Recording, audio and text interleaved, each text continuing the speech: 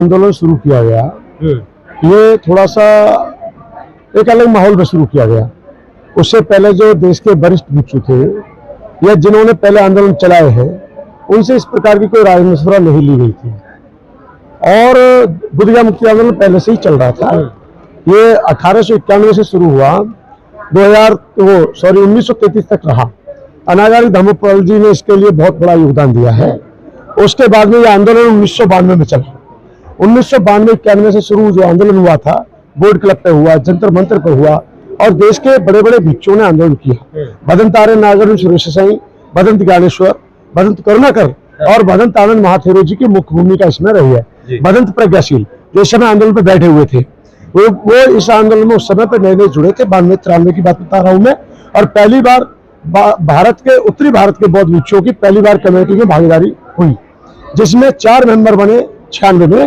1996 में 4 मेंबर बने। भदंत आर्य नागर सुरेश, भदंत ज्ञानेश्वर, भदंत प्रज्ञाशील और भदंत आनंद महाथेरो जी।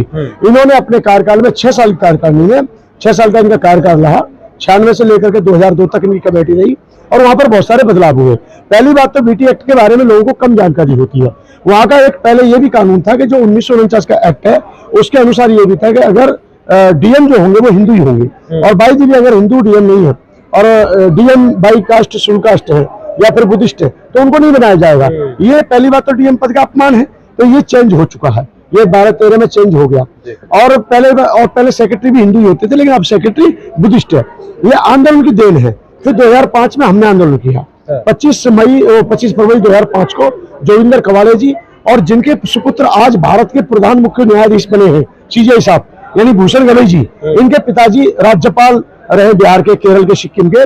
उस समय पे 2005 के आंदोलन में उस समय राज्यसभा मेंबर ऑफ पार्लियामेंट होते थे और वो कार्यक्रम में आए और बड़ा कार्यक्रम हुआ। उसमें भी कहीं ना कहीं सफलता मिली। 2009 में हुआ, 2011 में हुआ, 2015 में बहुत बड़ा कार्यक्रम हुआ, 25, 26, 27 अप्रैल 2015 को। और उस कार्यक्रम के बदौलत भी काफी कुछ बदलाव मिलने को मिला।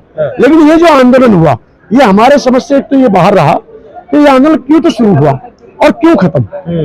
न सरकार झुकी, न सरकार ने उनकी बात मानी। लेकिन इससे पहले जितने भी आंदोलन हुए हैं उसमें सरकार भी झुकती थी और सरकार बात भी मानती थी और कहीं ना कहीं थोड़ा बहुत बदलाव भी देखने को मिला और बहुत सारे अमेंडमेंट उसमें हुए हैं। आज जो डीएम कोई भी हो वो चेयरमैन है, आज सेक्रेटरी बुद्धिस्ट है। वहां पर कर्मचारी अच्छी संख्या में, पहले कर्मचारी ज्यादा नहीं होते थे, 84 कर्मचारी नियुक्त किए गए। तो हम ये चाहते हैं कि बीटी एक्ट में संशोधन की मांग जो लेके चल रहे हैं, पहली बात तो ये ऐसा एक्ट है कि देश आजाद होने के बाद और संविधान लागू होने से पहले का है। जब सारे खत्म हो गए तो यही एक्ट क्यों